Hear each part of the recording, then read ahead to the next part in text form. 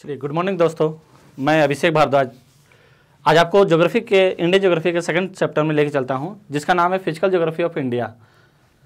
हम लोग पहला चैप्टर में पढ़े introduction of Indian geography, Bharat का सामान्य परिचय।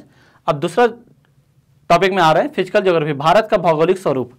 इसमें क्या पढ़ना है कि हम लोग जब भारत को देखेंगे, भौगोलिक स्वरूप के आधार पर देखेंगे तो भारत में क्या क्या दिखता है और क्या क्या पढ़ना है। तो जैसे इसमें सबसे पहले भारत के भौगोलिक स्वरूप को या फिजिकल ज्योग्राफी ऑफ इंडिया को हम लोग 5 वर्गों में विभाजित करते हैं।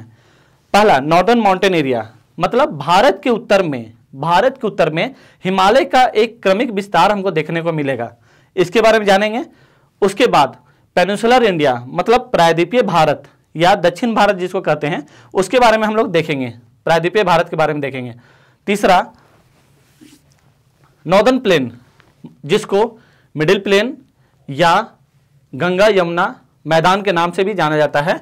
नॉर्दर्न प्लेन, उत्तर के मैदान, उत्तर के हिमालय या उत्तर के पर्वतीय क्षेत्र और प्रायद्वीपीय भारत से आने वाली नदियों द्वारा लाए गए अवसाद के जमाव से मध्यवर्ती मैदान का निर्माण हुआ है। इसके बारे में हम लोग जानेंगे,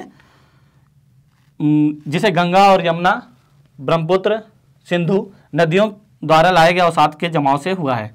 अगला, इसके बाद कोस्टल प्लेन, प्रायद्वीपीय भारत से निकलने वाली नदियां दक्षिण भारत के दोनों तटों पर तटीय मैदान का निर्माण करती है। इसके बारे में जानेंगे। 2 प्रकार के मैदान है इसमें। पहला, पश्चिमी तटीय मैदान, पूर्वी तटीय मैदान। आगे, द्वीप समूह, भारत के भौगोलिक स्वरूप का 5वां हिस्सा द्वीप समूह, अरब सागर में स्थित लक्षद्वीप समूह और बंगाल की खाड़ी में स्थित अंडमान निकोबार द्वीप समूह, इसके बारे में हम लोग जानेंगे। क्लियर है? इस चैप्टर में क्या क्या पढ़ना है आपको एक बार फिर से ब्रीफ करते हैं।